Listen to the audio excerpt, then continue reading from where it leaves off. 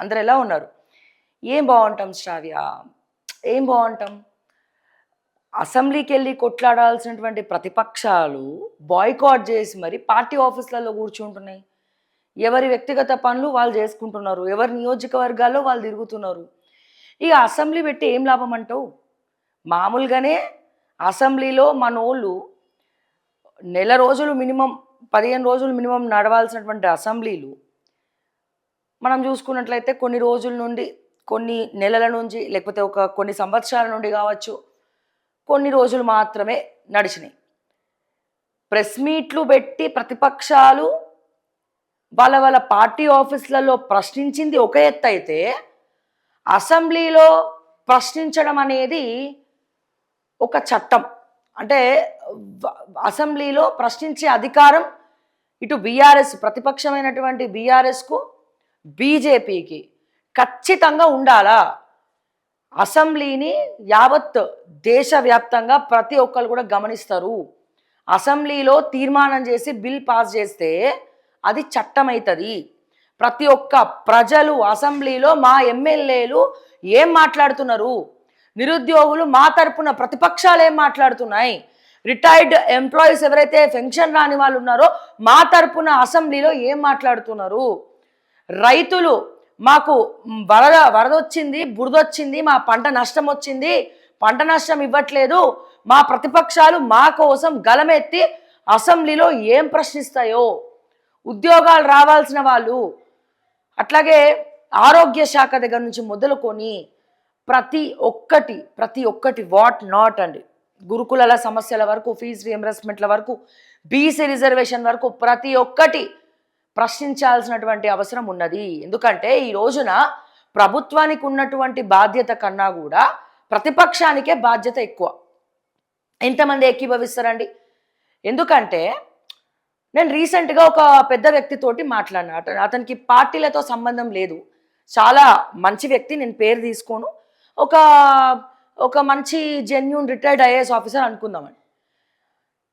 నాకు బీఆర్ఎస్ హయాంలో బీఆర్ఎస్ వాళ్ళు ఎంత సంపాదించారో రేవంత్ రెడ్డి గారు కూడా అంతే సంపాదించుకున్నారు.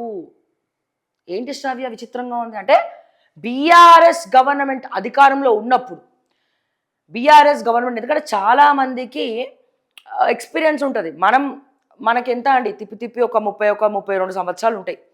ఓకే, ఒక్కొక్కటి నా ఎజెండా ఒకటే, ప్రజల పక్షాన ప్రశ్నించడం. సో దానికోసం తెలియని విషయాలు తెలుసుకుంటున్నా. ఎవరైనా నువ్వు ఇలా మాట్లాడుతున్నావు, ఇది కరెక్ట్ కాదు అనుకుంటే సవరించుకుంటూ నన్ను నేను కొద్దిగా మార్చుకుంటూ వస్తున్నా. బట్ ఏం మాట్లాడినా ఫైనల్గా డెస్టినేషన్ మాత్రం పబ్లికే.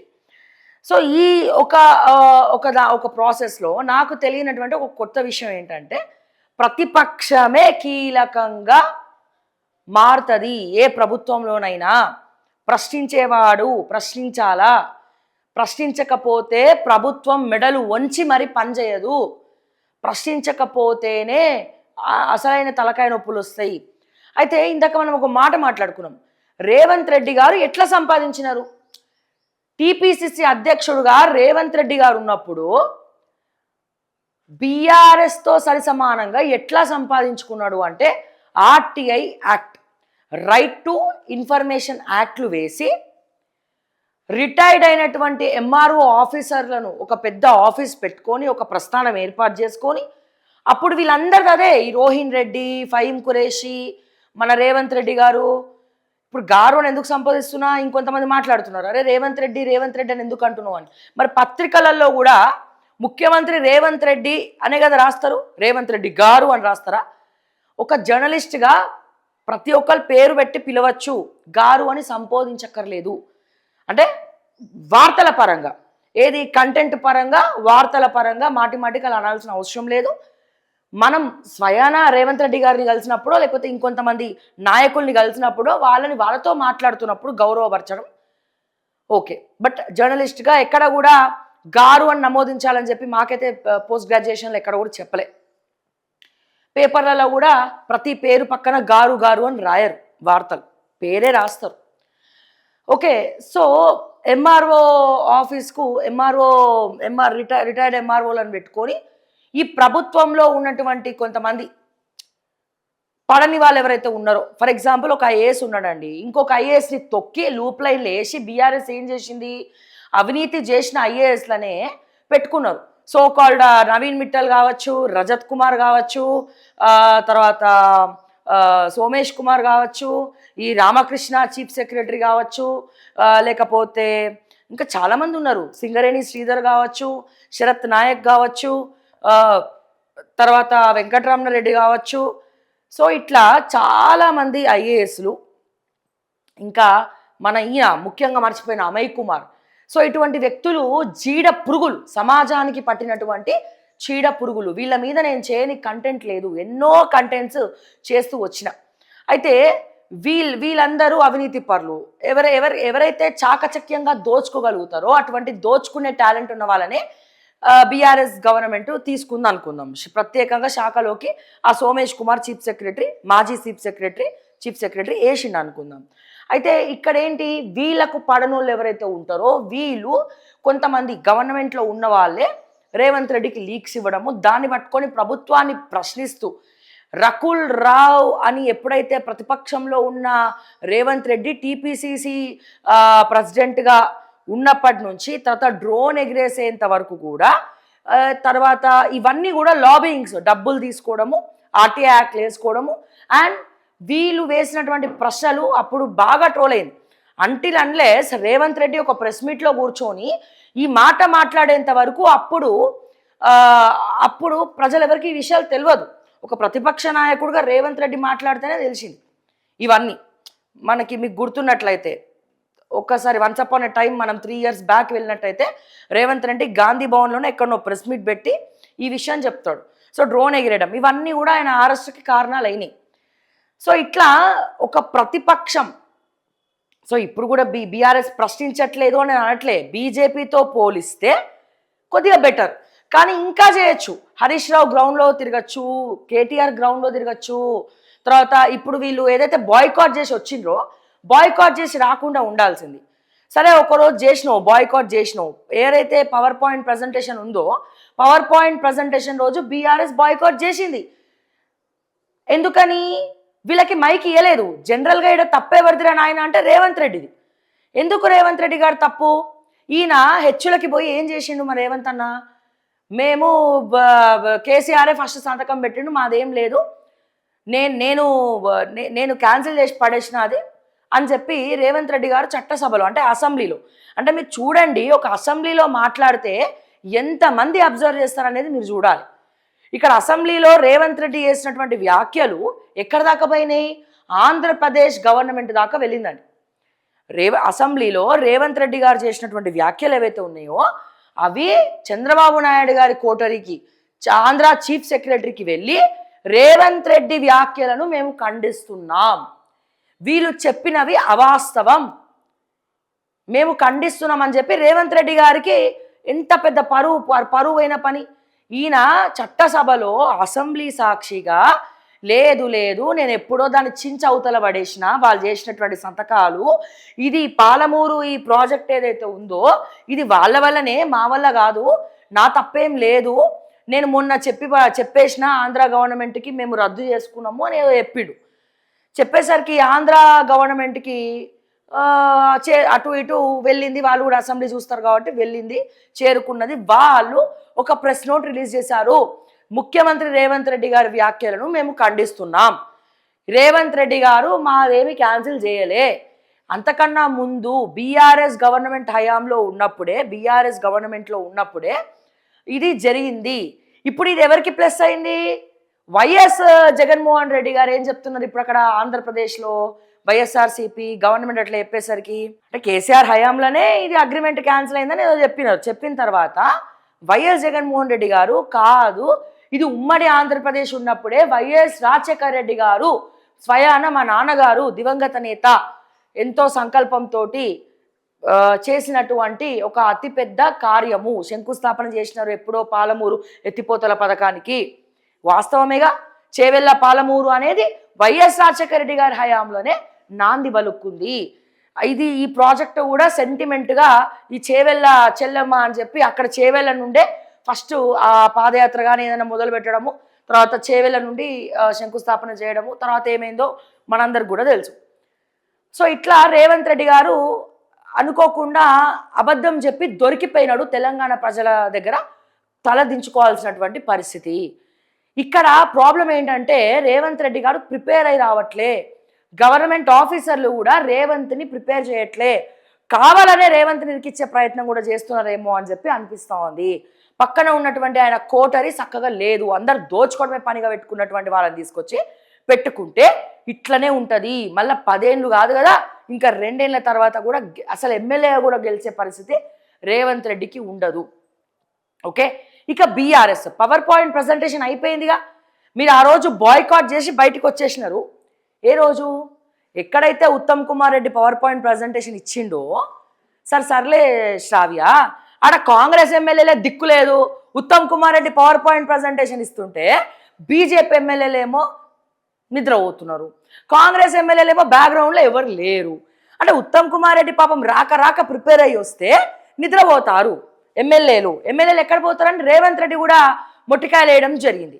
ఇక్కడ మీరేం చేసినారు, హరీష్ రావు గారు కానీ లేకపోతే వీళ్ళందరూ మాకు మైక్ ఇస్తలేరు, మే పవర్ పాయింట్ ప్రజెంటేషన్ ఇవ్వడానికి మాకు అవకాశం ఇవ్వట్లే, ఇప్పుడు మా మీద ఎలిగేషన్ చేసినప్పుడు మాకు పవర్ పాయింట్ ప్రజెంటేషన్ అనేది చాలా ఇంపార్టెంట్ కదా, మరి మేము దానికి విశ్లేషణ ఇచ్చుకోవాలి కదా, మేము దానికి ఆన్సర్ ఇచ్చుకోవాలి కదా, తెలంగాణ ప్రజలకి తెలియాల్సినటువంటి అవసరం ఉంది కదా, మరి మాకు మైక్ ఇవ్వకపోతే మేమెందుకు అసెంబ్లీలో కూర్చోవాలి, ఇదేమన్నా గాంధీ భవనా లేకపోతే టీపీసీసీ మీటింగా అని చెప్పి బీఆర్ఎస్ వాళ్ళందరూ కూడా బయటకు వచ్చేసినారండి.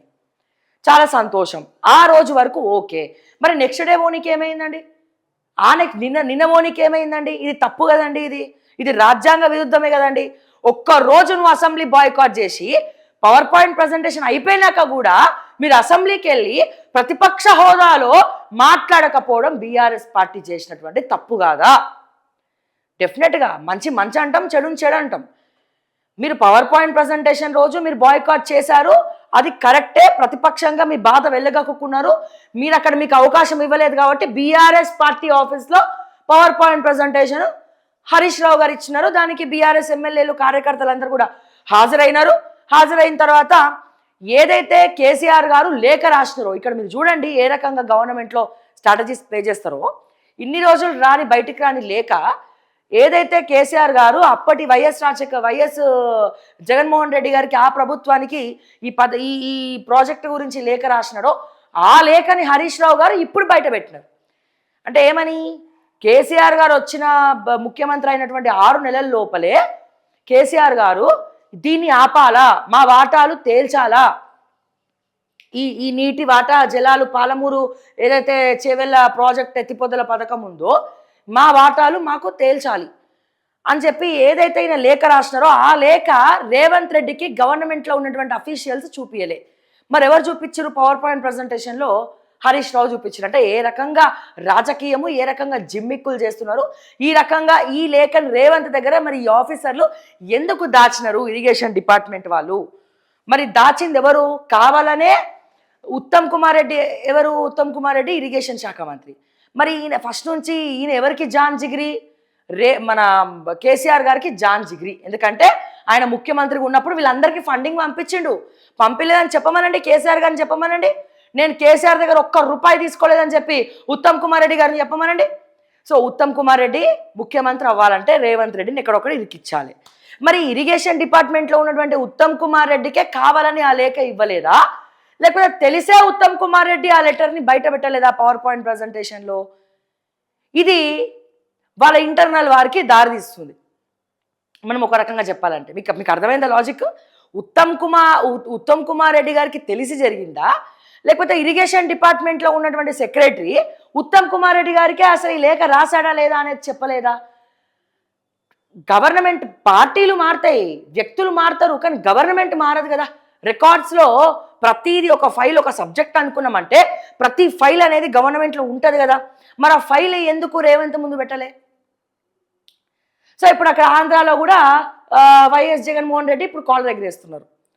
ఎస్ అవును, అప్పుడే రాసిరు, అసలు ఇది కాదు, వైఎస్ రాజశేఖర రెడ్డి కదా స్టార్ట్ చేసింది, మీరు చెప్పుకుంటున్నారు. అసలు మా నాన్నగారే ఉమ్మడి ఆంధ్రప్రదేశ్లో ఉన్నప్పుడు అంత గొప్ప ప్రాజెక్ట్ స్టార్ట్ చేసినా ఆయన చెప్పుకుంటున్నారు. సో వీటన్నిటి మధ్యలో బలుపశు అయింది ఓర్రా నాయన అంటే రేవంత్ రెడ్డి. ముందు ఆలోచించారు, వెనకాల ఆలోచించారు, ఎట్లా పడితే అట్లా దోచుకోవడం అంటే ఫస్ట్ ఉంటాడు. సబ్జెక్టు మాత్రం ఏం జరుగుతుంది, నన్ను ఎవరెక్కడ ఇరికిస్తున్నారు అనేది తెలుసుకునేటువంటి అవగాహన కూడా రేవంత్ రెడ్డి గారికి లేకపోవడం నిజంగా చాలా బాధాకరం. అండ్ అట్లాగే బీఆర్ఎస్ పార్టీ చేసింది చాలా పెద్ద తప్పు.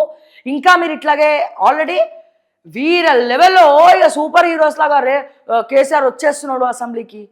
కేసీఆర్ నిజంగానే కేసీఆర్ అసెంబ్లీకి వచ్చుంటే కాంగ్రెస్ వాళ్ళకు కూడా ముచ్చమటలు పట్టిస్తుండేనేమో. అసలు ముచ్చటగా ఉండేది ఆ సన్నివేశం. కేసీఆర్ ముందు ఉత్తమ్ మాట్లాడినా, రేవంత్ మాట్లాడినా, బట్టి మాట్లాడినా డెఫినెట్గా వీళ్ళందరూ కూడా మూసుకొని ఉంటుండే. స్పీకర్ గారు కూడా మైక్ కేసీఆర్ గారికి ఇస్తుండే. కేసీఆర్ వచ్చుంటే పవర్ పాయింట్ ప్రజెంటేషన్ ఇచ్చేవాళ్ళేమో. ఇంకోటి ఏం చెప్పాలన్నా, కేసీఆర్ గారు అసెంబ్లీకి వచ్చిన తర్వాత కూడా ఒకవేళ మైక్ ఇవ్వకపోతే తెలంగాణ ప్రజలు ఊరుకుంటారా అండి?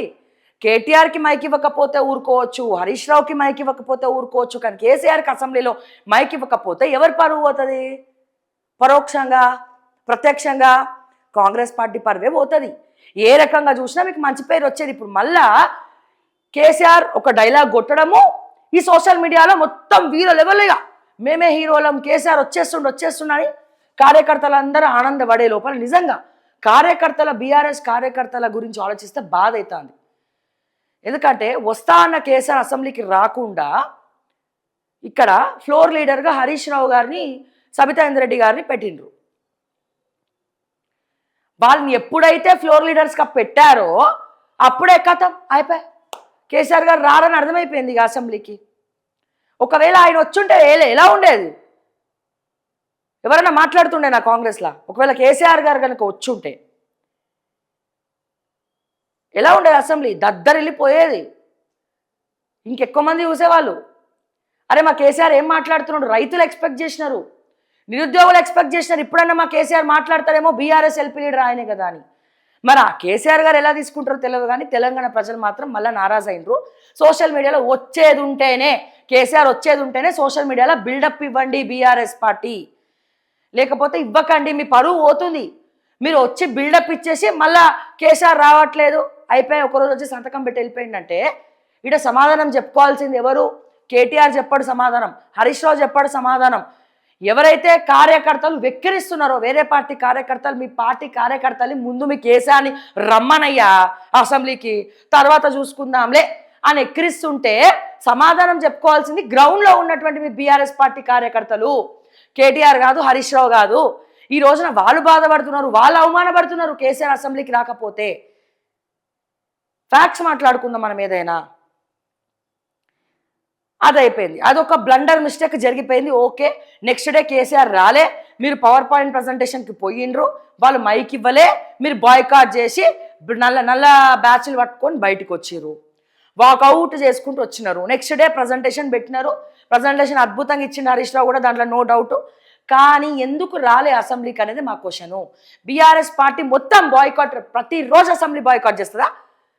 పవర్ పాయింట్ ప్రజెంటేషన్ రోజు బాయ్కాట్ చేసిర్రు, కథం అయిపోయాయి. నెక్స్ట్ డే వచ్చి మరి రైతుల కష్టాల గురించి కేటీఆర్ ప్రశ్నించాలి, హరీష్ రావు ప్రశ్నించాలి, BRS floor leader Sabitha Indra Reddy ప్రశ్నించాలి. అరే ఫ్లోర్ లీడర్గా పెట్టింది మరి వాళ్ళు కూడా రాలే, హరీష్ రావు రాలే, సబితా ఇంద్రెడ్డి రాలే. కరోనా వైరస్ లాగా మరి వాళ్ళకు కూడా కేసీఆర్ నుంచి ట్రాన్స్ఫర్ అయిందా అసెంబ్లీకి రాకుండా ఉండడం అనేది? పవర్ పాయింట్ తప్పు జరిగింది కాబట్టి మీరు బాయ్కాట్ చేసినారండి. నెక్స్ట్ 2 days మా ఫీజు రియంబర్స్మెంట్ల గురించి మాట్లాడండి, నిరుద్యోగుల హామీల గురించి మాట్లాడండి. అరే బక్కా జడ్సన్ ఒక్కడికి ఏం అవసరం అండి అసెంబ్లీ ముట్టడించడానికి? నిన్న పోతే ఆయన మీ అందరికంటే పోల్చుకుంటే ఆయన నయం కదా. మరి ఆయన నిస్వార్థంగా కొట్లాడుతున్నాడు కదా, నిజాయితీగా కొట్లాడుతున్నాడు కదా, ఆయనకి ఉరుక్కుంటే పోయి కొట్లాడుతున్నాడు కదా అసెంబ్లీకి పోయి. నిరుద్యోగుల ఎవరైతే రిటైర్మెంట్ ఫంక్షన్ల తరపున నించున్నాడు కదా, రిటైర్మెంట్ ఫంక్షన్లు ఆపేసినా నించున్నాడు కదా, వాళ్ళకి ఇవ్వట్లేదని చెప్పి. ఎవరు చేయాలి ఈ రోజున? ప్రతిపక్షం మాట్లాడాలి దాని గురించి, బీఆర్ఎస్ పార్టీ మాట్లాడాలి దాని గురించి. మీరు ముట్టడించాలి అసెంబ్లీ. బక్కా జడ్సన్కి ఏం అవసరం? Former AICC member, Congress suspend చేసింది. అదొక్కటే కాదు, ఆయన గతంలో మీ గురించి మాట్లాడిండు, ఇప్పుడు రేవంత్ గురించి కూడా మాట్లాడుతున్నాడు. ఆయనకేం పోయింది? ఇంకా ఎనర్జీ పోతుంది, ఇంకా అలసిపోతాడు. ఇంకా ఎవరు మాట్లాడుతున్నారండి? రిటైర్మెంట్ ఫంక్షన్లు ఆపేస్తే బీఆర్ఎస్ పార్టీ అసెంబ్లీలో ప్రశ్నించాలా? మా రైతులకు ఇప్పటి వరకు కూడా కామారెడ్డిలో మునిగిపోతే రైతులకు బాధితులకు ఇప్పటి వరకు డబ్బులు ఇవ్వలే. ఖమ్మంలో ప్రతి ఒక్క సెలబ్రిటీ దగ్గర రేవంత్ రెడ్డి గారు, బట్టి విక్రమార్క గారు డబ్బులు కలెక్ట్ చేస్తారు సీఎం రిలీఫ్ ఫండ్. అక్కడ ఒక్కడికన్నా ₹1 ఇచ్చిండి అడగమనండి, దమ్ములు ఉంటే చెప్పమనండి. ఇవన్నీ ఎవరు మాట్లాడాలా? బీఆర్ఎస్ పార్టీ అసెంబ్లీలో కూర్చొని మాట్లాడాలా? అసెంబ్లీలో కూర్చొని మాట్లాడాలి. ఈ రోజున మీరు ఫుడ్ పాయిజన్ అవుతుంది గురుకులాలలో, వాటి గురించి మీరు మాట్లాడాల్సినటువంటి అవసరం ఉన్నది. ఈ రోజున ఆరోగ్యశ్రీ చాలా హాస్పిటల్స్లో రావట్లే, దాని గురించి మీరు మాట్లాడాల్సినటువంటి అవసరం ఉన్నది. ఈ రోజున మీరు తెచ్చినటువంటి ధరణినే తీసేసి, ధరణి వల్ల కుంభ మునిగింది, ధరణిని తీసేసి వీళ్ళు భూభారతి పెట్టిర్రు. ఆ భూభారతి ఎందుకు పెట్టిరో, ఏం చేసిరో, ఈ పొంగులేటి శ్రీనివాసరెడ్డి కూతురికి ఈ భూభారతిని యూజ్ చేసుకొని ఆస్తులు కూడబెట్టుకోవడానికి, రాఘవ కన్స్ట్రక్షన్స్కి భూములు తెచ్చుకోవడానికి తప్ప దేనికి పనికి వస్తుంది రాబాయ్ భూభారతి అని బీఆర్ఎస్ కానీ బీజేపీ కానీ ప్రతిపక్ష హోదాలో కూర్చొని మాట్లాడాలా? అసెంబ్లీలో కూర్చొని మాట్లాడాలా? ఈరోజు మీరు ఏం చేస్తున్నారు? అరే యువ వికాసం కింద మీరు ఇస్తామన్నారు డబ్బులు ఏమైంది? 10th చదివినోడికి 10,000 ఇస్తామన్నారు, 25,000 ఇస్తామన్నారు, ఇంటర్ చదివినోడికి, డిగ్రీ చేసినోడికి 50,000 ఇస్తామన్నారు, పీజీ చేసినోడికి ₹1,00,000 ఇస్తామన్నారు. ఇచ్చినవా? ఎలక్ట్రిక్ బైక్స్ ఇచ్చినవా? 46 జీవో డప్పు కొట్టుకొని మరి నిరుద్యోగులందరినీ తిప్పించుకున్నావు కదా, 46 జీవో రద్దు చేసినవా? ఇది కదా బీఆర్ఎస్ పార్టీ మాట్లాడాలా. ఉద్యమకారులకు మేము అన్యాయం చేసినామండి, అందుకే ఉద్యమకారులు ఈసారి కాంగ్రెస్కి సపోర్ట్ చేసిరండి. మేనిఫెస్టోలో తెలంగాణ ఉద్యమకారులు కేసీఆర్ ఎవరైతే లెక్క కట్టుకోలేదో అన్ని జిల్లాల రాష్ట్ర వ్యాప్తంగా ఉద్యమకారులకు 2,250 గజాల స్థలం ఇస్తామన్నారు కాంగ్రెస్ పార్టీ. మరి ఇప్పటి కూడా దిక్కు దివనలేదు, దాని ఊసు కూడా ఎత్తుతలేదని చెప్పి ఎవరు ప్రశ్నించాలండి? ఎవరికి మండిందండి? ఓడగొట్టింది బీఆర్ఎస్కే కదా. మరి ప్రశ్నించాల్సింది ఎవరండి అసెంబ్లీలో? BRS party. ఎందుకు ఉద్యమకారులకు మీరు పిలిపించుకొని మరి, ఉద్యమకారులను పిలిపించుకొని మరి ఇస్తామన్నారు కదా, పెద్ద పెద్ద అక్షరాలతో మేనిఫెస్టోలో పెట్టారు కదా, ఎందుకు ఇవ్వట్లే అని బీఆర్ఎస్ పార్టీ అక్కడ కూర్చొని మాట్లాడాలి, ఎక్కడ అసెంబ్లీలో కూర్చొని మాట్లాడాలి. అరే ఈ రోజున అందుకే నరేంద్ర మోడీ కూడా ఏమన్నారు, మీకన్నా బీజేపీల కన్నా కూడా ఓవైసీ బాగా మాట్లాడుతున్నారు కదా అంటారు. అక్బరుద్దీన్ నయం కదా, బీఆర్ఎస్ పార్టీ కన్నా బీజేపీ పార్టీ కన్నా ఆయన ఎట్లా క్వశ్చన్ చేస్తున్నాడు. ఆయన తర్వాత ఫీల్డ్లో తిరుగుతుండా, పని చేస్తుండా, ఏం చేస్తుండా పక్కన పెడదాం, అసెంబ్లీకి వచ్చేసరికి అక్బరుద్దీన్ గారు మాట్లాడుతున్నారు కదా. అరే బీజేపీ వాళ్ళు మాట్లాడాల్సింది, బీఆర్ఎస్ వాళ్ళు మాట్లాడాల్సింది, ఆయన మాట్లాడుతున్నాడు, అనాల్సింది అనేస్తున్నాడు అసెంబ్లీలో. తర్వాత హాయ్ చెప్పుకుంటామా, బాయ్ చెప్పుకుంటా, తర్వాత సంగతి తర్వాత. అసెంబ్లీలో చట్టం అండి అది, అందరు చూస్తారు, కోట్లాది మంది జనాభా అసెంబ్లీలో. మా ఎమ్మెల్యే ఏం మాట్లాడతాడు, మా ప్రతిపక్ష నేతలు ఏం మాట్లాడుతున్నారు, ప్రభుత్వంలో ఉన్న మంత్రులు దానికి ఏం ఆన్సర్ చెప్తున్నారు అనేది మీరు మాట్లాడతారు. సో ఇట్లా ఉందండి, నిజంగా చాలా బాధాకరము. నేను ఇప్పుడే చెప్తున్నా, మళ్ళా చెప్తున్నా, మీరు ప్రతిపక్షాలు ఇట్లనే ఉంటే మీకు వేయరు, ప్రజలు దీనికి కూడా వేయరు. మాలాంటి వాళ్ళే నడుం బిగించి దిగుతారు రంగంలోకి. దిగి ఏం చెప్తాం మేము, ప్రెసిడెంట్ పాలన తీసుకురండి తెలంగాణకి, గవర్నర్ పాలన కావాలని చెప్తాం, మీ పార్టీలకు దండం రా నాయనా అని చెప్తాం మేము. రాదా? తలుచుకుంటే ఎంతసేపు అండి, తలుచుకుంటే ఎంతసేపు, సంకల్పించుకుంటే ఎంతసేపు. సో దయచేసి ప్రతిపక్షాలు బతుకున్నాయి మన తెలంగాణలో కొద్దో గొప్ప. మీరు ఈరోజు మాట్లాడతలేరు కాబట్టి కవిత పోయి ఆ మండలిలో ఏడుస్తుంది. అసలు వ్యక్తిగత పంచాయతీలు మండలిలో తీసుకురావచ్చా? Question number 1. ఇక నెక్స్ట్ ఆ టాపిక్ మాట్లాడుకుందాం. ఎందుకంటే ఈరోజు పేపర్లన్నీ కూడా అదే టాపిక్, కవిత ఏడ్చింది. ఒక అడ్వర్టైజ్మెంట్ ఉండేది, వుడ్ వర్డ్స్ పాప ఎందుకు ఏడ్చింది, కడుపు నొప్పి వచ్చింది అందుకే ఏడిచింది. వుడ్ వర్డ్స్ వేస్తే కడుపు నొప్పి రాదు. చిన్నప్పుడు మనకి ఉండేవి కదా, ఇప్పుడు వాడుతురో లేదు తెలియదు వుడ్ వర్డ్స్. కానీ చిన్నప్పటి నుంచి ప్రతి ఒక్కరం పుట్టినప్పటి నుంచి మన తల్లులు కానీ ఈ 90s కిడ్స్ కానీ ప్రతి ఒక్కరు వుడ్ వర్డ్స్ పాప ఎందుకు ఏడ్చింది అడ్వర్టైజ్మెంట్ గుర్తే ఉంటుంది. మండలిలా ఏడుస్తారు. అసలు ఆ వ్యక్తిగత పంచాయతీ ఆస్తు తగాదాలు మండలిలో తీసుకురావాల్సినటువంటి అవసరం ఏంటి కవితకి? అసలు తిను రాజీనామా చేసిన తర్వాత కూడా ఎందుకు కాంగ్రెస్ పార్టీ కానీ మండలి స్పీకర్ గారు కానీ చైర్మన్ గారు కానీ ఎందుకు తీసుకోలేదు? ఇన్ని నెలలు అవుతుంది కదా కవిత ఎమ్మెల్సీగా రాజీనామా చేసి, ఇన్ని నెలలు అవుతుంటే రేవంత్ రెడ్డి సైలెంట్గా ఎందుకున్నాడు? మండలి చైర్మన్ గారు సైలెంట్గా ఎందుకున్నారు? ఎందుకు తన రాజీనామాను రద్దన్న చేయండి, లేకపోతే తన రాజీనామాను స్వీకరించండి. ఎటు కాకుండా డైలామాలు పెట్టిర్రు ఏందట్లా?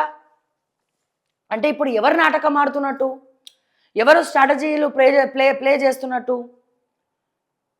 నిజంగానే ఆడబిడ్డ కన్నీరు పెట్టుకుంటే చాలా బాధ అవుతుంది. అది మండలిలో ఎందుకు కన్నీరు పెట్టుకోవాలి?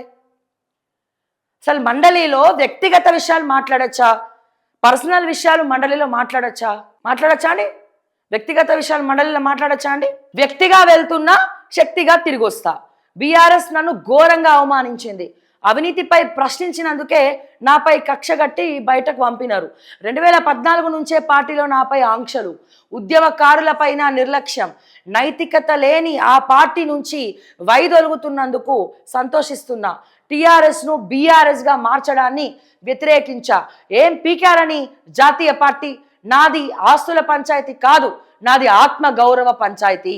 నా రాజీనామాను ఆమోదించండి. శాసన మండలిలో కవిత భావోద్వేగ ప్రసంగం.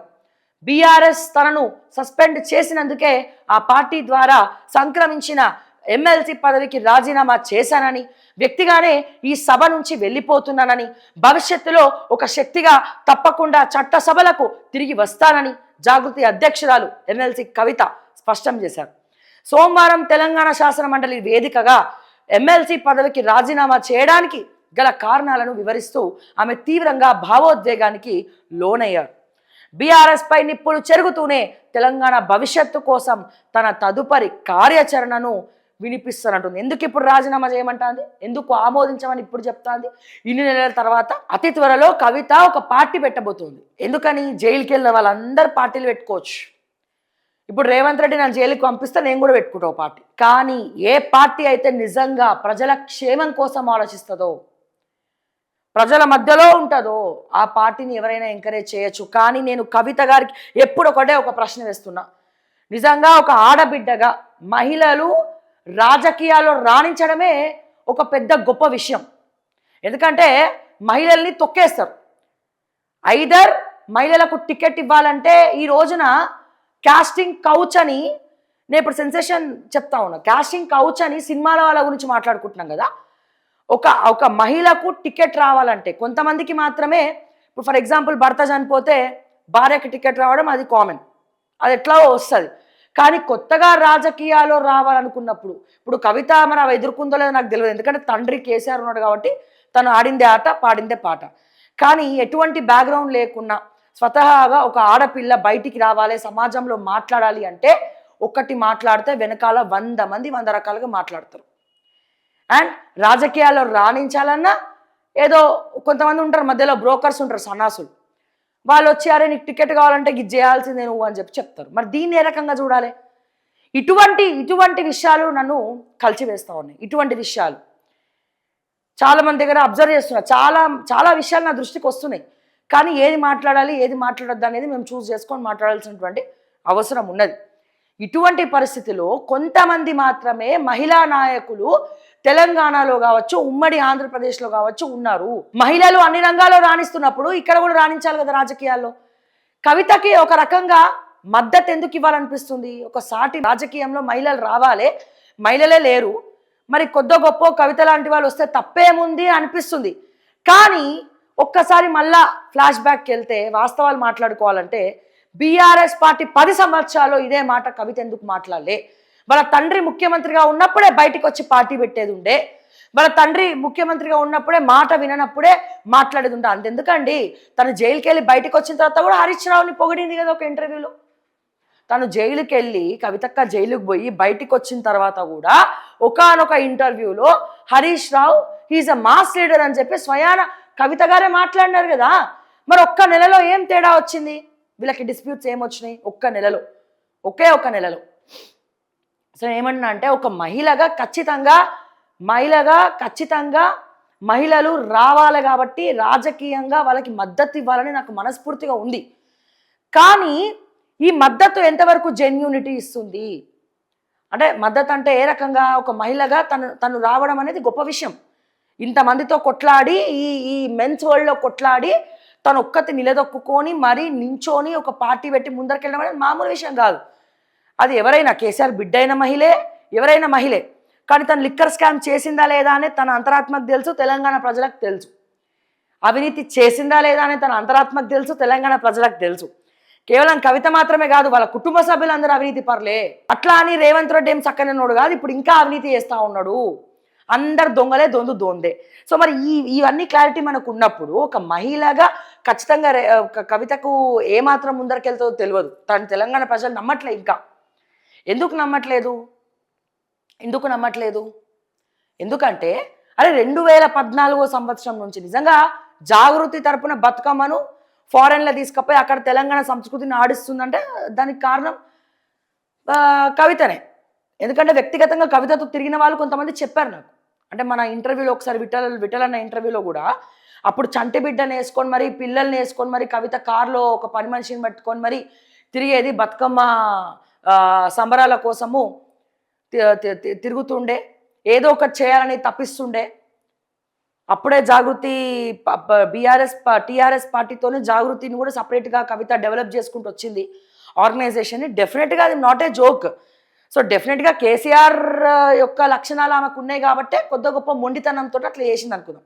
కానీ మా క్వశ్చన్ ఏంటంటే కవితక్క 2014 సంవత్సరం నుంచి 2025 సంవత్సరం వరకు బీఆర్ఎస్ 2025 అంటున్నారు 2023 సంవత్సరం వరకు బీఆర్ఎస్ పార్టీలో ఎంతో మంది మహిళలను అనగదొక్కినప్పుడు ఇదే కల్వకుంట్ల కవిత ఎక్కడికి పోయింది? ఎక్కడికి పోయింది? కల్వకుంట్ల కవిత గారు ఎక్కడికి వెళ్ళినారు?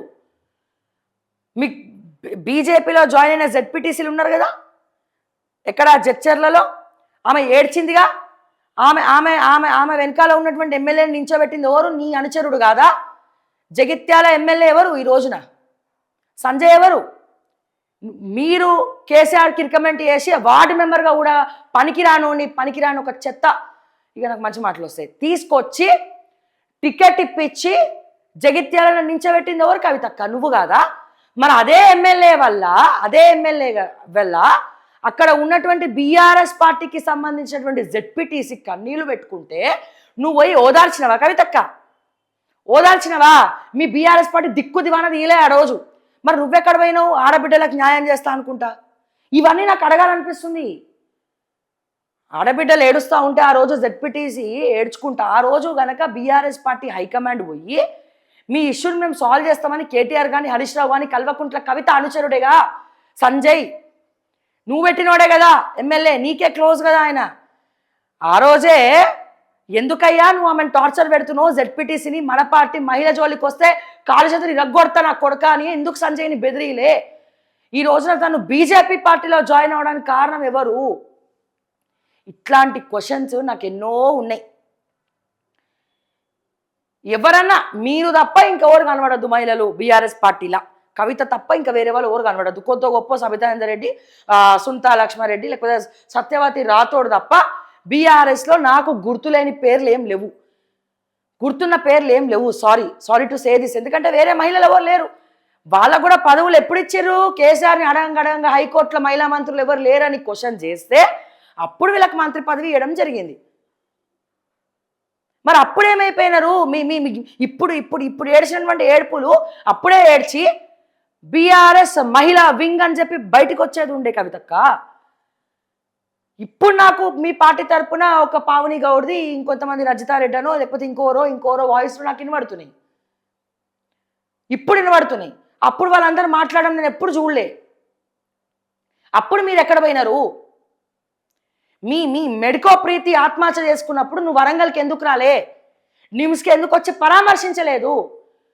ఒక చిన్నారి 7 ఏళ్ల చిన్నారి మీద అక్కడ సరూర్ నగర్ దగ్గర అఘాయిత్యం జరిగితే పాపం చంపేస్తే అప్పుడు నువ్వు ఎందుకు రాలేదు?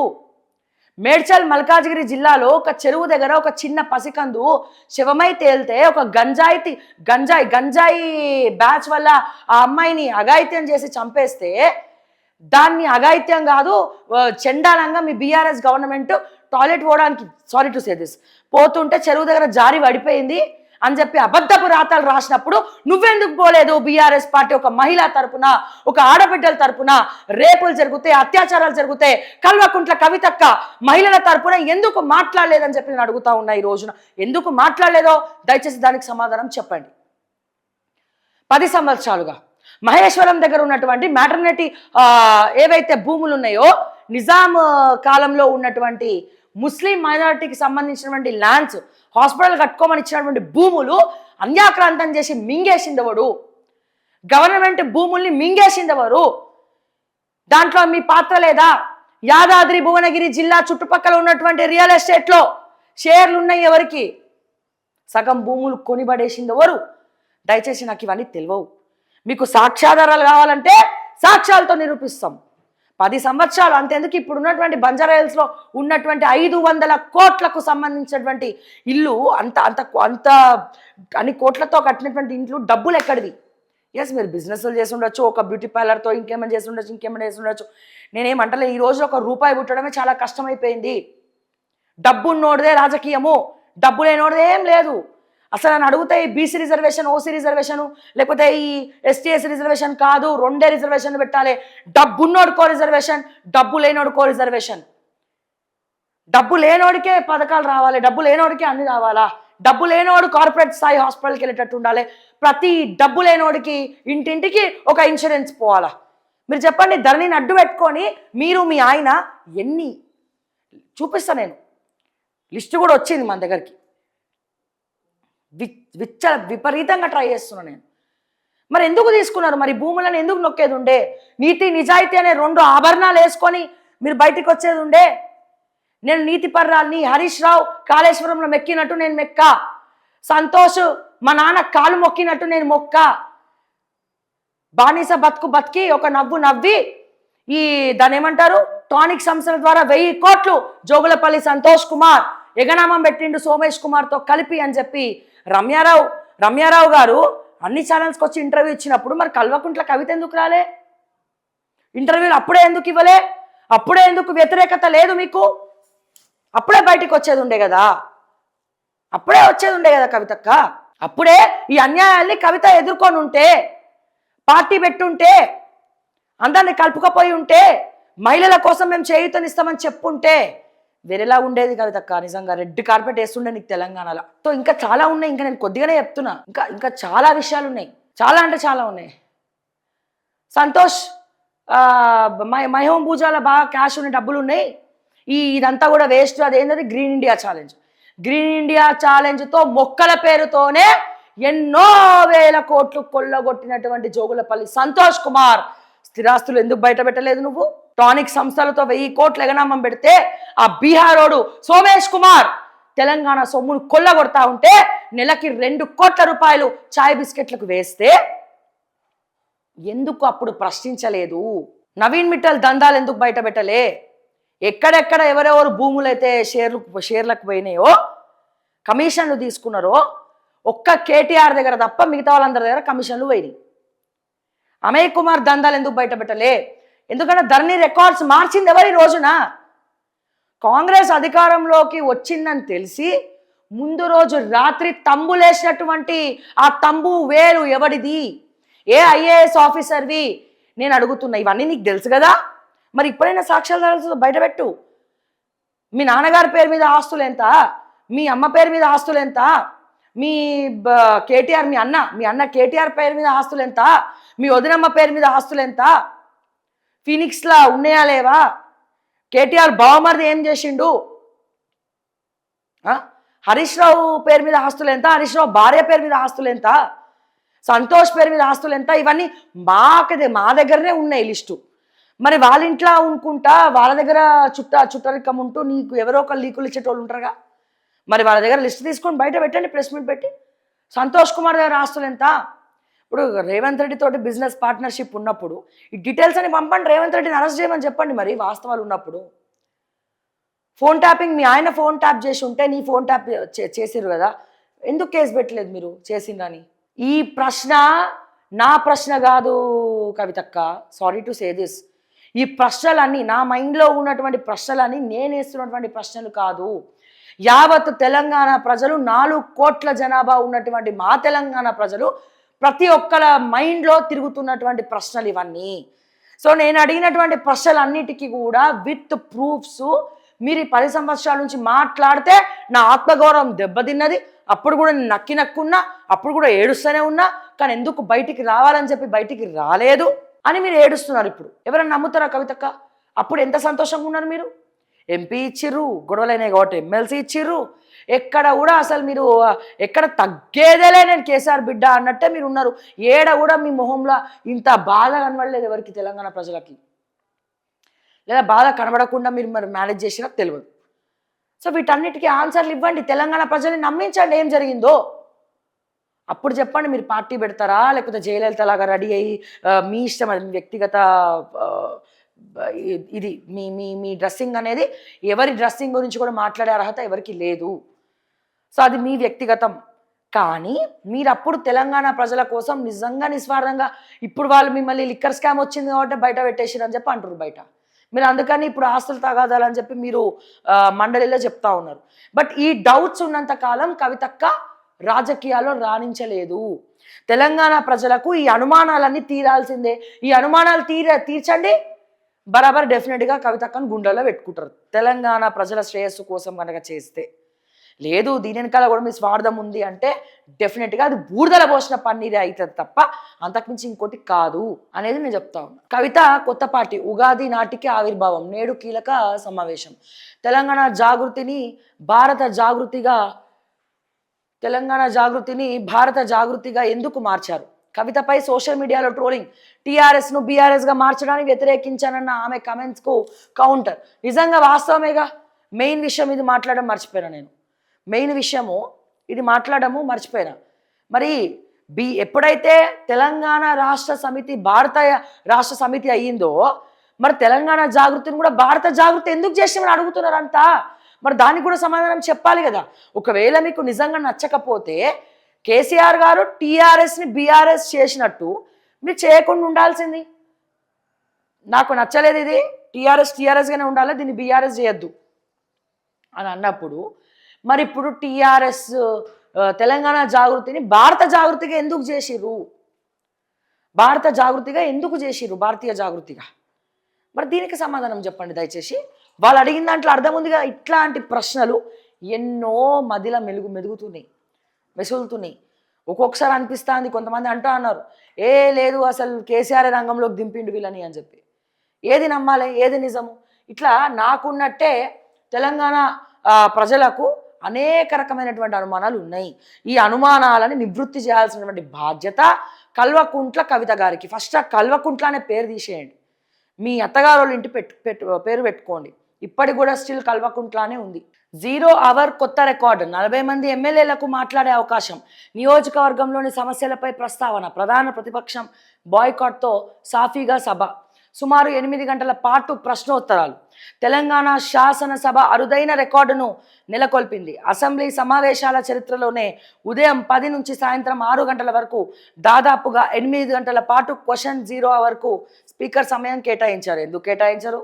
అక్కడ ప్రతిపక్షం అనేది ఉంటేగా. ఉందా ప్రతిపక్షం? అంటే ప్రతిపక్షం ఉందా అండి? అసెంబ్లీలో ప్రతిపక్షం లేదు. 0 అవర్ పెట్టి ఎన్ని గంటలను నడుపుతారు మీరు? తెలంగాణ శాసనసభ అరుదైన రికార్డును నెలకొల్పింది. అసెంబ్లీ సమావేశాల చరిత్రను ఉదయం 10 నుంచి సాయంత్రం 6 గంటల వరకు దాదాపుగా 8 గంటల పాటు క్వశ్చన్ 0 అవర్కు స్పీకర్ సమయం కేటాయించారు. గతంలో ఎప్పుడు ఇంత సమయం కేటాయించలేదని, తమ నియోజకవర్గ సమస్యలు ప్రస్తావించడానికి అవకాశం దొరికిందని సభ్యులు సంతోషం వ్యక్తం చేశారు. సాధారణంగా 0 అవర్లో పార్టీకి 1-2 ఎమ్మెల్యేలు, అందులో కేవలం 2 నుంచి 3 నిమిషాల పాటు మాత్రమే మాట్లాడే అవకాశం దొరుకుతుంది. కానీ సోమవారం జరిగిన 0 అవర్ ఏకంగా 2.5 గంటల పాటు సాగింది. ఆ సమయంలో టైం లిమిట్ పెట్టుకోకుండా మాట్లాడే అవకాశం దక్కడంతో దాదాపు 40 మంది ఎమ్మెల్యేలు తమ నియోజకవర్గంలోని సమస్యలను సభలో ప్రస్తావించారు. ఒక ఎమ్మెల్యే ఒక సమస్యను మాత్రమే ప్రస్తావించాల్సి ఉంటుంది, కానీ ప్రజల ఆకాంక్షలు నెరవేర్చేందుకు ఎన్నికైన సభ్యులు తమ నియోజకవర్గ సమస్యలకు ప్రభుత్వం దృష్టి తీసుకురావడానికి సరైన వేదిక అసెంబ్లీ అని గుర్తించిన స్పీకర్ శాసనసభ సభ్యులకు ఎక్కువ సమయం కేటాయించారు. అందరికీ దక్కిన అవకాశం. స్పీకర్ చొరవతో సభలోని సభ్యులందరూ తమ నియోజకవర్గంలోని సమస్యలను ప్రభుత్వం దృష్టికి తీసుకొచ్చారు. ప్రధానంగా సీసీ రోడ్లు నిర్మాణాలు, చెక్ డ్యామ్, చెరువులు అభివృద్ధి, స్కూళ్ళు, కాలేజీలు, వైద్య సదుపాయాలు, కోతలు. అమెరికాలో తెలుగు దంపతుల మృతి, 2 పిల్లలకు తీవ్ర గాయాలు. వాషింగ్టన్లో రోడ్డు ప్రమాదం. 10 రోజుల కిందటే స్వదేశం నుంచి యుఎస్కు.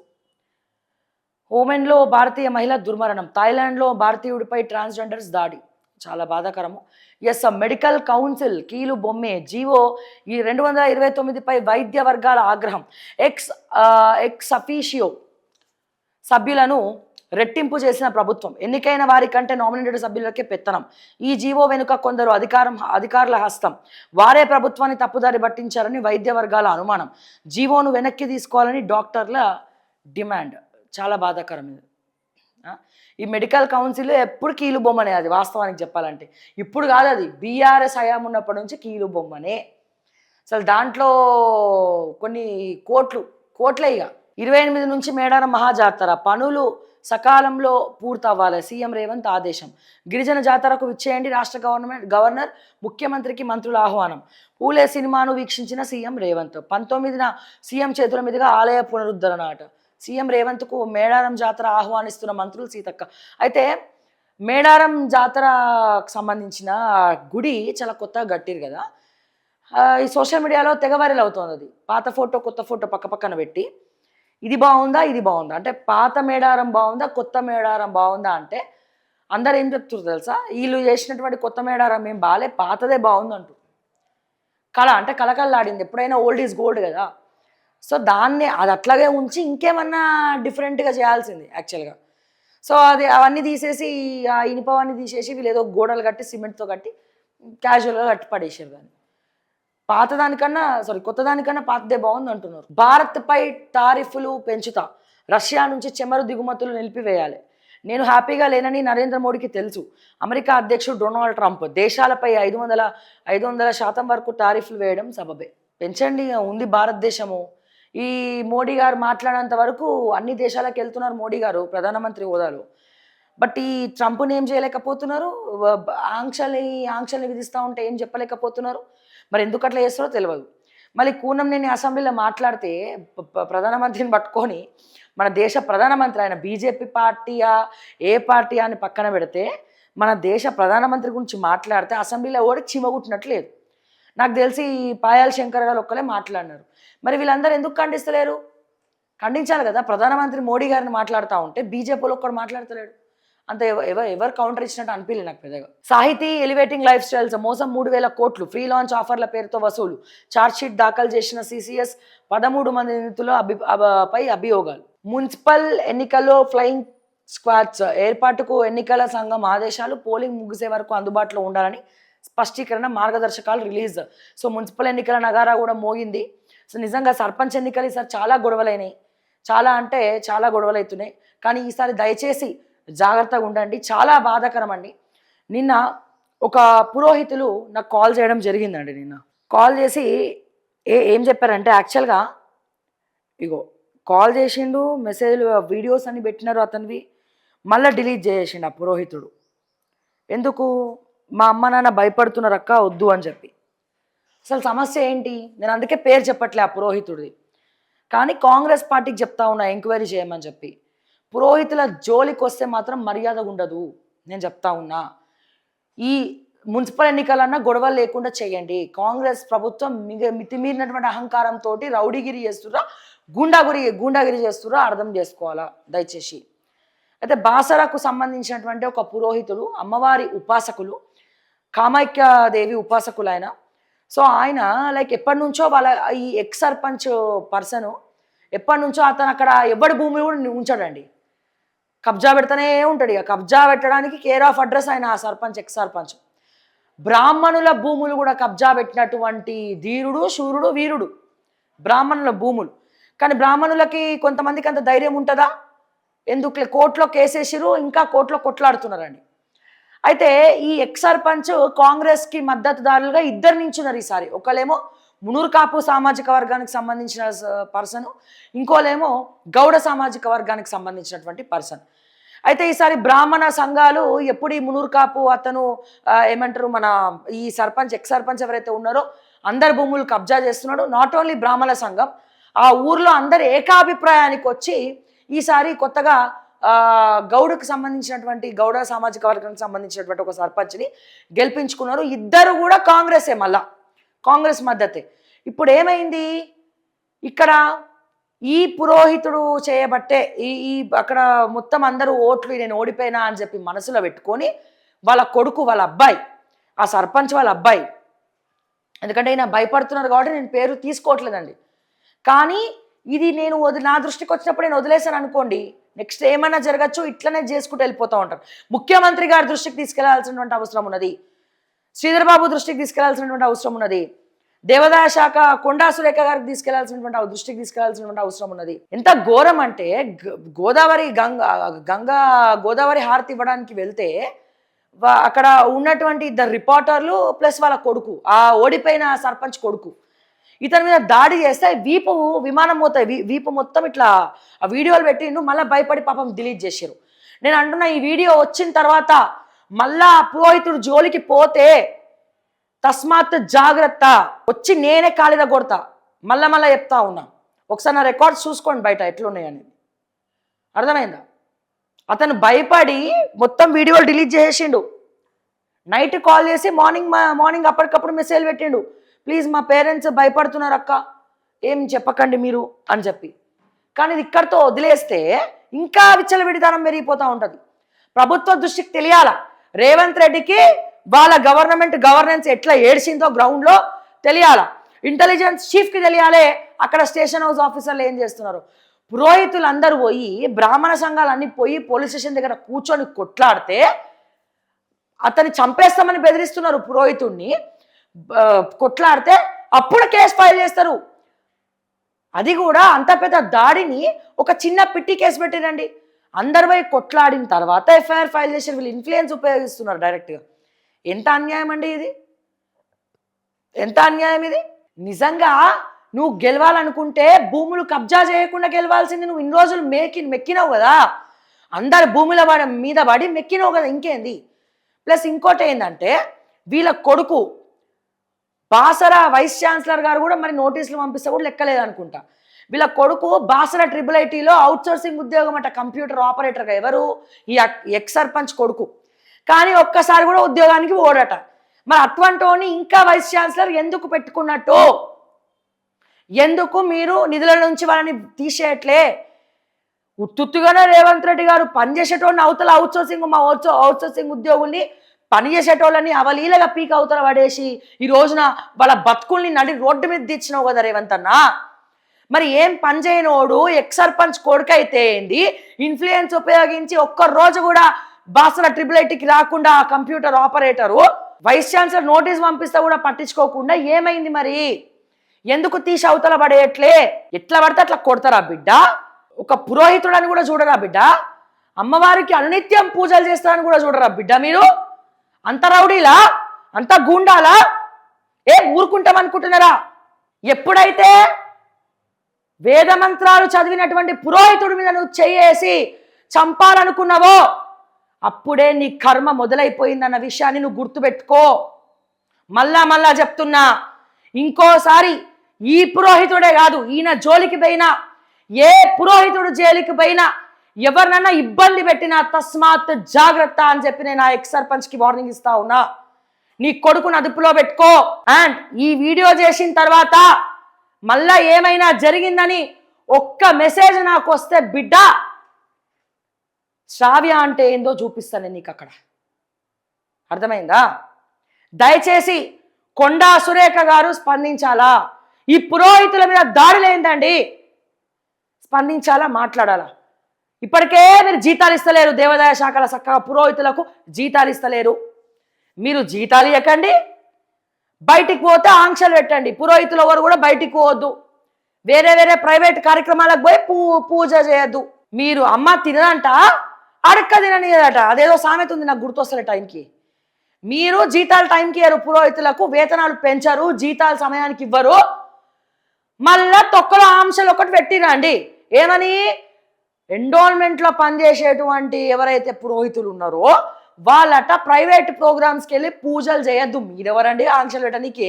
మరి టైంకి జీతం వాళ్ళకి తెచ్చిస్తావా? నీ పుక్కట్ల జీతం తీసుకొచ్చి మీ శాలరీలు తీసుకొచ్చి ఇస్తారా వాళ్ళకి? అది శాతగా ఇయ్యరు. మళ్ళీ మీ ఇంట్లో వ్రతాలు జరిగితే, హోమాలు జరిగితే, దేవాదాయ శాఖ మంత్రి గారి ఇంట్లో ప్రైవేట్ ప్రోగ్రామ్ హోమం జరిగితే భద్రాచలం నుండి పురోహితుడిని తీసుకొచ్చి పూజలు చేయించుకుంటారంట. ఇది ఎక్కడ న్యాయం అండి? నాకు అర్థంగా కడుగుతా. ఇది ఎక్కడ న్యాయం? కొండా సురేఖ గారు, మీ ఇంటికో న్యాయం, పురోహితుల ఇంటికో ఇంకో న్యాయమా? మీరేమో భద్రాచలం నుంచి పురోహితులు పిలిపించుకొని మీ వ్యక్తిగత హోమం కోసం మీరు వాడుకోవచ్చు. పురోహితులకు సమయానికి జీతాలు ఇవ్వట్లేదు. దీని గురించి శ్రీధర్ బాబు మాట్లాడు, దేవాదాయ శాఖ మంత్రి మాట్లాడరు. మరి ఎవరు మాట్లాడరు? ఇక నేను మాట్లాడాలనా? అరే నీకు పంచాయతీలు ఏమైనా ఉంటే నువ్వు ఓడిపోతే పోయి ఇంట్లో కూర్చో, లేదా వ్యవసాయం చేసుకో, నీ బిజినెస్ చేసుకో. ఆల్రెడీ మంది భూముల మీద పడ్డావు కదా, మంది భూముల మీద పడి కబ్జాలు చేసినావు, కోట్లలో నడుస్తుంది. ఏం రౌడీగిరి చేస్తున్నావు? ఒకసారి నడుస్తుంది, రెండుసార్లు నడుస్తుంది, ప్రతిసారి నడుస్తుంది ఆ దునియా మొత్తం. ఏం బాపనంలో జోలికి వస్తే ఎవడు మాట్లాడరు అనుకుంటున్నారా? లేకపోతే సైలెంట్గా ఉంటారు, వీళ్ళేదో ముద్దపప్పు తిని వేద మంత్రాలు చదువుకొని వెళ్ళిపోతారు అనుకుంటున్నారా? కాలు చేతులు ఇరగొట్టి పొయ్యిలో పెడతాం బిడ్డ, అర్థమైందా? నేను చెప్తా ఉన్నా, డీజీపీ శివధర్ రెడ్డి గారికి చెప్తా ఉన్నా, ఇమీడియట్గా చంపుతామని చెప్పి కేసు పెడుతుంటే ఎందుకు తీసుకోలే? మీరు వెళ్ళి చూడండి, అతను వీపు ఎట్లయిందో చూడండి. అంతగానం దాడి చేస్తారు. చుట్టుపక్కల వాళ్ళు ఆపకపోయి ఉంటే అక్కడికక్కడ చచ్చిపోతుండే అతను, ఆ పురోహితులు. ఇప్పుడు కూడా అతనికి థ్రెట్ ఉంటుందని నేను పేర్లు చెప్తలేను, తగిలేటోడికి తగులుతుంది. మళ్ళా చెప్తున్నా, వాళ్ళ కుటుంబం జోలికి వచ్చినా, ఏ పురోహితుడు జోలికి వచ్చినా తస్మాత్ జాగ్రత్త అని చెప్తా ఉన్నా నేను. ఏం భయపెట్టినవో మళ్ళా తీసి పడేసారు వాళ్ళు. డీజీపీ శివధర్ రెడ్డి గారు ఇట్లా ఉందండి, న్యాయం వైపు మీ పోలీసులు కేసులు తీసుకోవాలా అండి? ఈయనకి ఇక్కడ గడ్డన్నారము మధుసూదన్ రెడ్డి తోటి సఖ్యత ఉన్నది. రేవంత్ రెడ్డి చాలా క్లోజ్ అట ఆయనకి. అది ఇన్ఫ్లుయెన్స్ ఉపయోగించి పోలీస్ స్టేషన్లో కేసు కాకుండా విశ్వ ప్రయత్నాలు చేస్తే, కానీ పురోహితులు అందరూ పోయి ధర్నాలు చేస్తే, అందరు పోయి క్వశ్చన్ చేస్తే అప్పుడు ఒక పిట్టి కేసు, చిన్న కేసు పెట్టారు. రేపటి రోజున వాళ్ళే వచ్చి ఆ పురోహితుని చంపేస్తే ఎవరిది గ్యారంటీ? శివధర్ రెడ్డి గ్యారంటీ ఉంటాడా? రేవంత్ రెడ్డి గ్యారంటీ ఉంటాడా?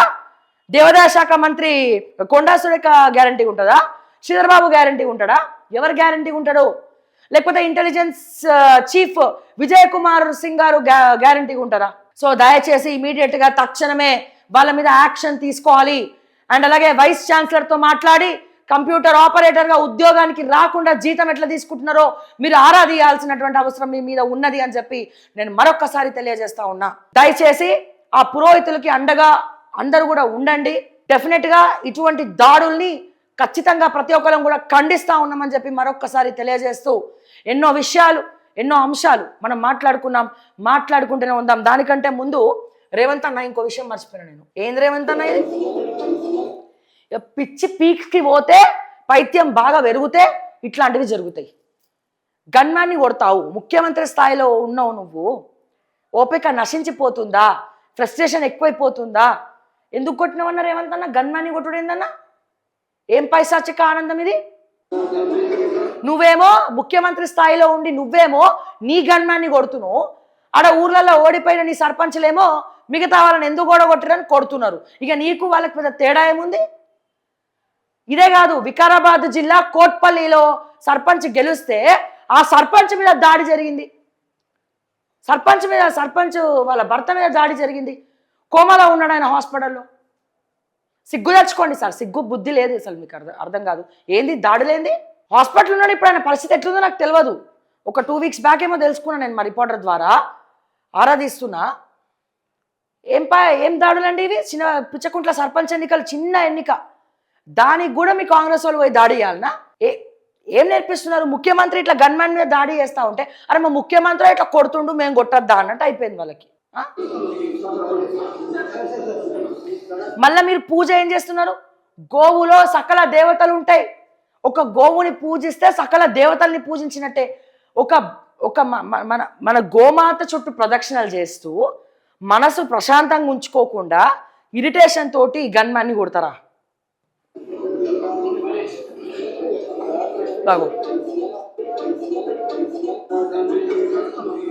కొట్టు, నీ మనవన్ని కూడా కొట్టు అట్లనే. గన్మ్యాన్ ఏం చేసిందని కొడుతున్నావు? ఎందుకు కొడుతున్నారు? గన్మ్యాన్ ఏం చేసిందని కొడుతున్నారు? ఇట్లా చేస్తేనే వాళ్ళు మైండ్లో పెట్టుకుంటారు. మీకోసం నిజంగానే నేను చాలామందిని చూస్తానండి, చాలామంది గన్మ్యాన్స్ని అబ్జర్వ్ చేస్తూ ఉన్నాను. మంత్రుల దగ్గర గన్మ్యాన్స్ కావచ్చు, ఎమ్మెల్యేల దగ్గర గన్మ్యాన్స్ కావచ్చు, నీచంగా బూతులు మాట్లాడతారండి సన్నాసులు. బూతులు. వాళ్ళని ఒక మనుషులక కూడా చూడరు. వాళ్ళు లేకుండా బయటికి పోయే దమ్ములు ఉన్నాయా మీకు? రాజకీయ నాయకులను అడుగుతున్నా, వాళ్ళు లేకుండా బయటికి పోయే దమ్ములు మీకున్నాయా? మీరు లోపల కూర్చొని బిర్యానీలు మెక్కుతా ఉంటే అట్లీస్ట్ బయట మా గన్మ్యాన్ తింటున్నాడా లేదా అని అడిగేటువంటి ఎమ్మెల్యేలు, మంత్రులు, ఎంపీలు, రాజకీయ నాయకులు ఎంతమంది ఉన్నారండి? ముందు రోజు వండింది పెట్టే కుళ్ళుపోతూ వాళ్ళు కూడా ఉన్నారు మంత్రులుగా నేను చూసిన వాళ్ళ. ఎంత ఘోరం అంటే వాళ్ళకు ఒక షెల్టర్ ఉండదు, ఏముండదు. మళ్ళా మీకు రక్షణ కోసం వాళ్ళ ప్రాణాలు ఎవరైనా దాడి చేయడానికి వచ్చినా ఫస్ట్ కాపాడేది ఎవరండి? గన్మ్యాన్లే కదా. అటువంటి గన్మ్యాన్లని జాగ్రత్తగా వాళ్ళని జాగ్రత్తగా చూసుకుంటున్నారు. రేపటి రోజున ఏమైనా అయితే వాళ్ళ ప్రాణత్యాగానికి రెడీగా ఉండాలా, త్యాగానికి సిద్ధంగా ఉండాలా, ప్రాణత్యాగానికి వాళ్ళు సిద్ధంగా ఉండాలా మీకోసం, మీలాంటి వాళ్ళ కోసం. అదేదో దేశాన్ని కాపాడే మన ఆర్మీ సైనికుల కోసం రక్షణగా ఉన్న ఒక అర్థం ఉన్నది. మీ రాజకీయ నాయకులు ప్రజలకు ఏం మేలు చేస్తారో తెలియదు, మీకోసం ప్రాణత్యాగం చేయాల్సి వస్తుంది. నేను చెప్తున్నా రేవంత్ రెడ్డి గారు, గన్మ్యాన్లు లేకుండా నువ్వు బయటకు తిరుగు చెప్తా. ట్రాఫిక్ ఆపకుండా, గన్మ్యాన్లు లేకుండా ఒక సాదాసీదా మనిషిలా బయట తిరగండి. మీకు ఏమైతుందో, ఎక్కడ నేర్చుకుంటున్నారో, ఇవన్నీ ఎందుకు చేస్తున్నారో ఒక ముఖ్యమంత్రి స్థాయిలో మాకెవ్వరికి అర్థం కావట్లే. మీ పరువు మీరే తీసుకుంటున్నారు. వినాశకాల విపరీత బుద్ధి. నేను నిజంగా చాలా మందిని చూస్తున్నా. దయచేసి నేను రాజకీయ నాయకులకు ఒక్కటే కోరుతున్నా, గన్మ్యాన్లు మీకోసం పనిచేస్తున్నారు. వాళ్ళు టైంకి తింటున్నారా లేదా, నీళ్లు తాగుతున్నారా లేదా, వాళ్ళకి ఎక్కడైనా కూర్చోనికి మీరు లోపల మీటింగ్లు ఉన్నప్పుడు వాళ్ళకి వసతులు ఉన్నాయా లేవా అనేది మీరు చూసుకోండి. ఎందుకంటే రేపటి రోజున మీ మీద దాడి చేయడానికి వస్తే ఫస్ట్ మిమ్మల్ని కాపాడేది వాళ్ళే. సో వాళ్ళ కోసం మీరు ఆలోచించాల్సిన అవసరం ఉన్నది. దయచేసి మన రేవంత్ రెడ్డి లాంటి వాళ్ళని ఈ కొట్టడం ఇన్స్పిరేషన్గా తీసుకొని మీరు కూడా అట్లా చేయకండి. నా రిక్వెస్ట్ ఒకటే, గన్మ్యాన్లని మనుషుల్లాగా చూడండి. వాళ్ళు మీకోసం పనిచేస్తున్నారు, మీతో సరిసమానంగా చూడండి. సో దయచేసి క్షమాపణలు చెప్పండి రేవంత్ రెడ్డి గారు. మీ హుందాతనాన్ని కాపాడుకోండి. మీ పదవి ఏదైతే ఆ హుందాతనం ఉందో, కుర్చీకి వాల్యూ ఇవ్వమంటున్నారు కదా, ఆ కుర్చీలో కూర్చున్న మనిషికి కూడా వాల్యూ ఉండాలా. దయచేసి ఇటువంటివి రిపీట్ చేయకండి అని చెప్పి మరొకసారి రిక్వెస్ట్ చేస్తూ, మరిన్ని అప్డేట్స్ కోసం చూస్తూనే ఉండండి ఓకే టీవీ. అంటిల్ దాన్ నేను మీ శ్రావ్య. జై తెలంగాణ, జై హింద్.